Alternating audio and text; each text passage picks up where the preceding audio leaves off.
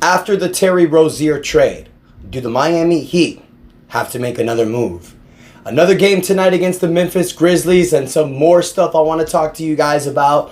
What's up, ladies and gentlemen? Your boy Ernest here, back with another Miami Heat Talk video. Hope everybody's having a beautiful Wednesday so far. It's hump day. We getting close to the weekend. And Heat fans, I know you guys are feeling great. Before we get started, y'all, please take a moment, smash the like button. Don't forget to subscribe. We on the road to 3,000 subscribers, and I am almost there. Thank you so much for your guys' support. Now, let's get rocking and rolling on another Miami Heat Talk adventure, because yesterday was a great day for Heat fans. And I want to take a moment to thank every single person that viewed, liked, comment on all the videos I posted yesterday. I know it was a lot, you guys, but with the whole Terry Rozier trade, this was huge for Miami Heat, not just because we upgraded the roster. This has been frustrating, you guys. We've been in trade talks every year since we made that trade for Kyle Lowry. And I know a lot of people were saying that the trade was bad. Kyle Lowry never lived up to the contract. He was out of shape.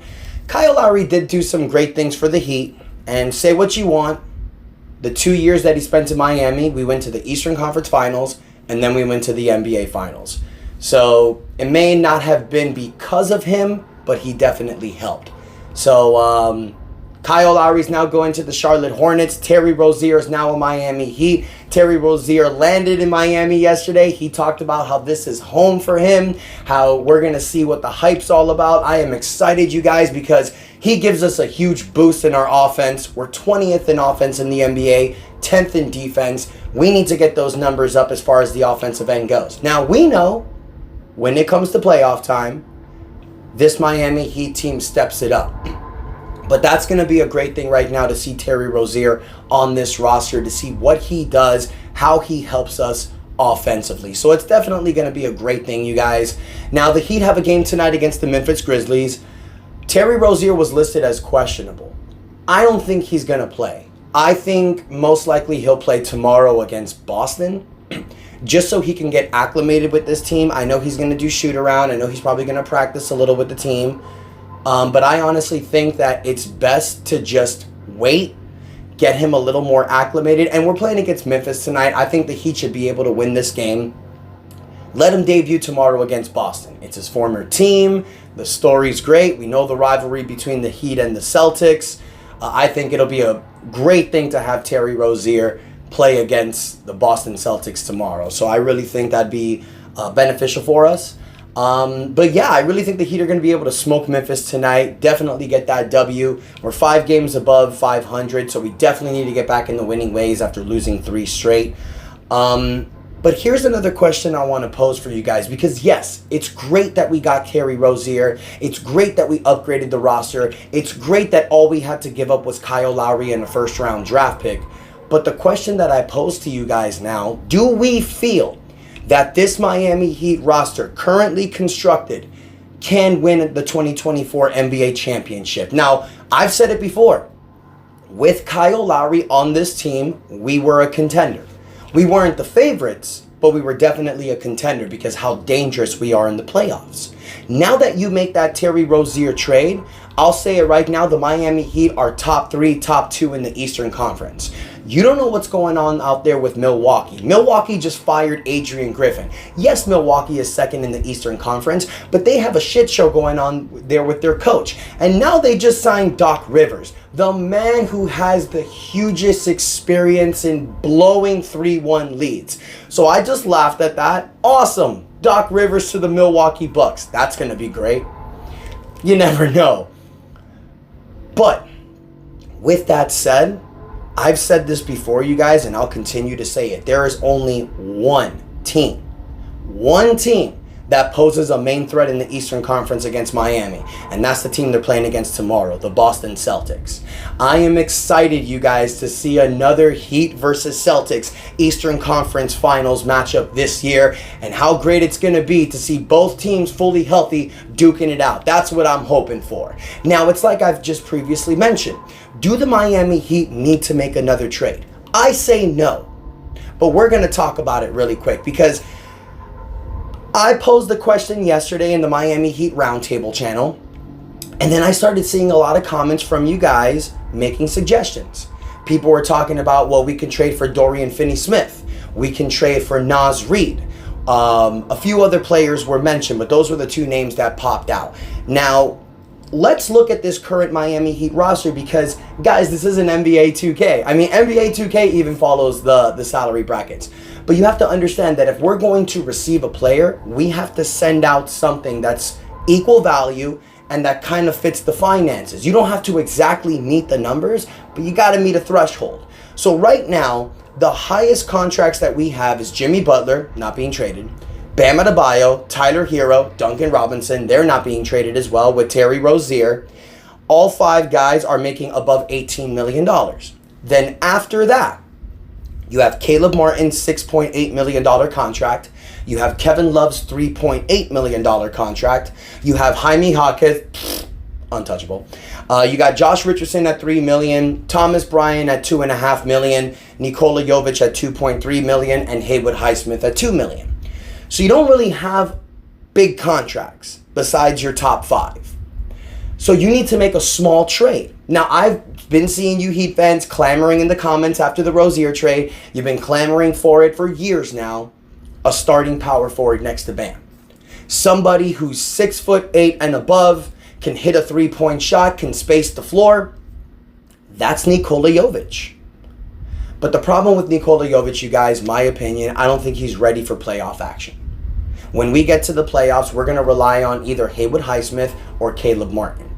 And here's the reason why. Now that you picked up Terry Rozier and you have a backcourt of Terry Rozier and Tyler Hero, you need to make up for that on the defensive end. That's Haywood Highsmith and Caleb Martin. So you plug one of those 2 guys. Now, Tyler Hero is not trash in defense. Terry Rozier is not trash on defense. But they're not the best. They're not known for their defense. So now what you need to do is pick up the slack with guys like Haywood Highsmith or Caleb Martin starting at the power forward position. Bam Adebayo guards multiple positions. Jimmy Butler is probably one of the best wing defenders in the NBA. So I think it's going to work out. Now, for those people that have suggested who we can trade for, Naz Reid.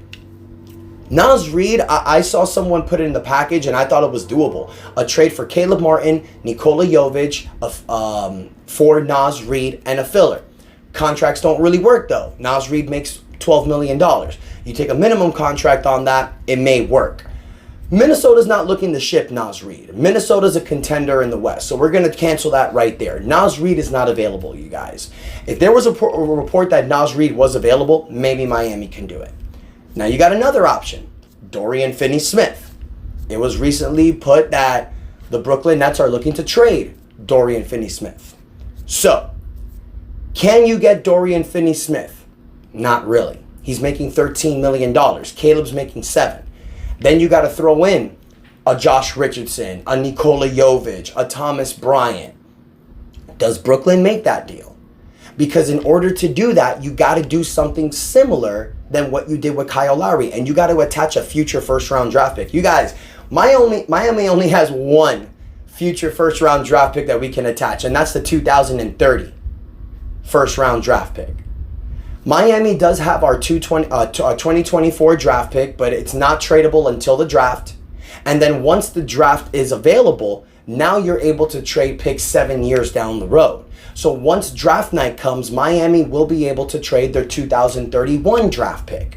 So that's not going to be until the draft. So you can't do that in this trade deadline. Sounds boring, right? I know, but it's what the rules state. So right now, the only draft pick Miami Heat can trade moving forward is the 2030 draft pick until draft night. I don't want to trade Caleb Martin and a future first-round draft pick to get Dorian Finney-Smith. I said this yesterday in the Miami Heat Roundtable, you guys, and I'll say it again. I think the Heat are done. I don't think you need to make a move. I understand we could have a better starting power forward. That would be great. But with the trade that we made with Terry Rozier, with this current lineup that we have, you guys, I think the Heat have enough. I think in the playoffs, you can play matchup. You can see who you want to start. You can start Caleb Martin at the 4. You can start Haywood Highsmith. You can even start Kevin Love. You can throw Thomas Bryant out there as a backup center for a few minutes. Maybe even sprinkle a little Nikola Jovic. We understand that when it comes to the NBA Finals, if we do get there and play a team like Denver, the Clippers, OKC, we're going to need offensive firepower. Tyler Hero and Terry Rozier will give us that firepower in the come playoff time. We didn't have Tyler last season. We didn't have Terry Rozier in the playoffs last year. We do now. So if we're fully healthy, and that's the big word, healthy. If this Miami Heat roster goes into the playoffs fully healthy, we are the most dangerous team coming out in the Eastern Conference, and we're going to be trouble in the NBA Finals, simply because we have the offensive firepower. Now, I do believe that the Miami Heat will continue to look for an upgrade. I just don't think it's in the trade market. Now, yes, we still have 2 weeks until the trade deadline. Something can pop up. A disgruntled player can get out there and request a trade. Maybe the Miami Heat is able to deal with Charlotte again for a Miles Bridges. Who knows?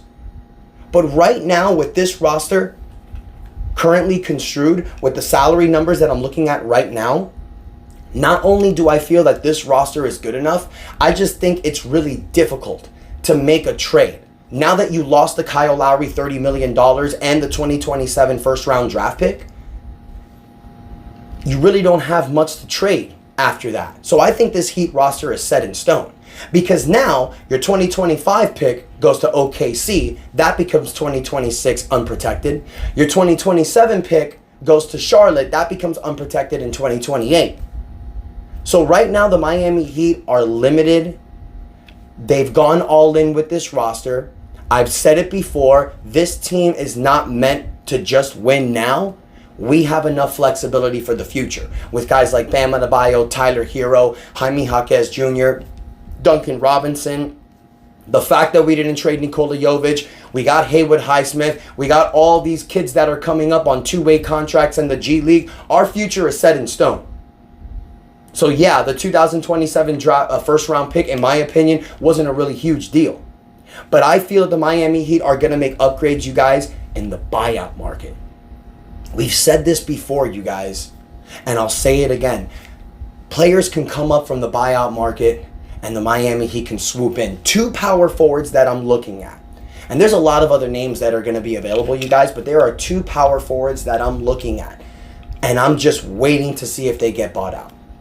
Danilo Gallinari from the Washington Wizards, Kelly Olynyk from the Utah Jazz. Now, Kelly Olynyk is probably the less likely because Utah's still fighting for a play-in tournament spot. But he's going to become a free agent after this offseason, and I don't think Utah's going to bring him back. If Kelly Olynyk gets bought out, he played with us for 4 seasons. You bring 3.5 seasons, excuse me. You bring Kelly Olynyk back to this roster, he gives you what you need. Yes, he's a slow player, I get that, but he gives you what you need. A 7-foot center that can space the floor, hit the 3, and has played in this system before. Has gotten along with these players, has had chemistry with these players. Danilo Gallinari. He's the one that's most likely going to be bought out because he's in Washington. They're trash. He could get bought out. He's averaging about 7 points a game. He's a 3-point shooter that can space the floor. These are 2 guys that I'm looking at in the buyout market that we can bring to help us evolve the roster and where we don't have to give up guys like Caleb Martin and Nikola Jovic. I understand, Heat fans. We run the risk of losing Caleb Martin after this season. He's going to be on a player option. He's going to demand more money. If we re-sign him, we're going to go over the second apron, which means we're not going to have a mid-level exception. We're not going to have a biannual exception. We're not going to be able to aggregate trades when you're a second apron team. You become very hampered. So yes, the Miami Heat may lose Caleb Martin for nothing, like we did with Gabe Vincent, like we kind of did with Max Strus, even though that was a sign and trade. But it doesn't matter. Because I will take what Caleb Martin does for us this coming playoffs more than what an $8 million player who's just going to sit in the end of the bench and do nothing come playoff time will be able to do for us when we make that trade. This is beneficial not just for Miami Heat, but for Caleb Martin.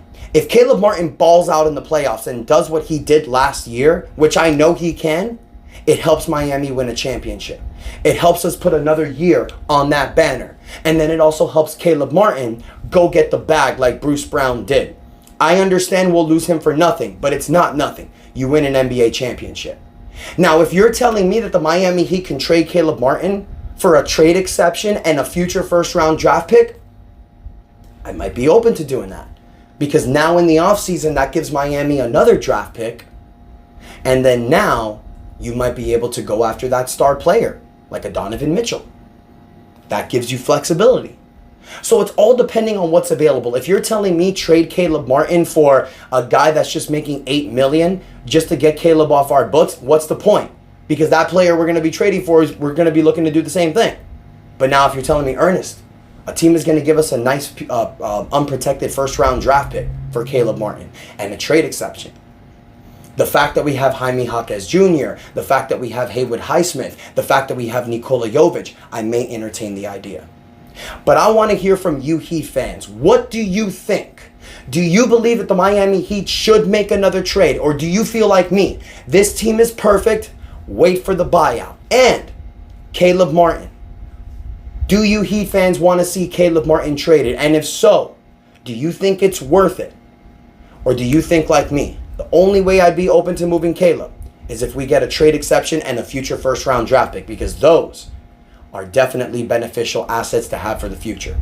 Let me know what you guys think in the comments, and also let me know what you think about the buyouts, Danilo Gallinari and Kelly Olynyk. Do you think those will help? Do you have another player in mind, another power forward that can help us? Let me know in the comments what you guys think. Please take a moment, y'all. Don't forget to smash the like button. Don't forget to subscribe. Really appreciate the love and support. And until next time, your boy Ernest out. That's enough said. Let's go Heat.